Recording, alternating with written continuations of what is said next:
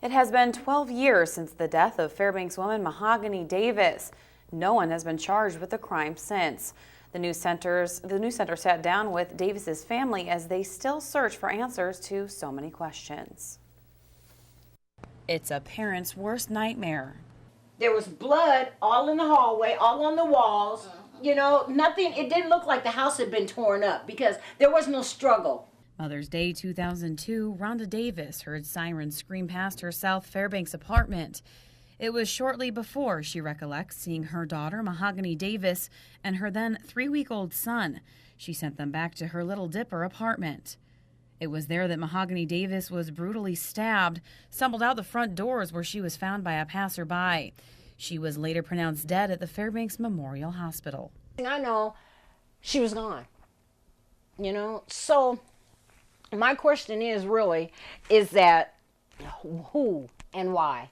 You know, because I've heard from numerous people that before she was put into the ambulance, she had had a chance to tell them something and that she had tried to write a number on her hand. 12 years later, Davis's case remains unsolved, and it's a feeling that her mother says she can't put into words.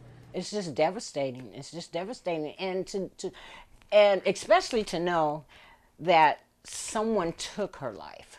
Since then, the Davis family says the communication between law enforcement officials has been minimal. They've never told us anything about what she said to the officers before she was put into the ambulance. They never mentioned anything about a phone number that she had written on her hand.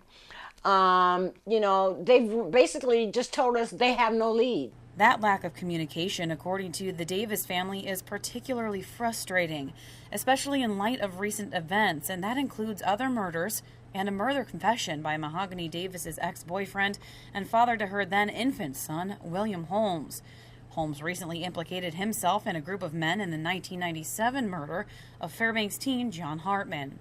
The fact that they didn't bother to really press him for information in a way that I feel they should have. I mean, if you think about it, usually in situations like that where someone's brutally stabbed to death, it's considered a crime of passion. The fact that there were no signs of forced entry, she opened the door to that person. The fact that there was a lot of turmoil in the relationship between her and William Holmes, why wouldn't he be the first person they look into? This is Stephanie Woodard reporting.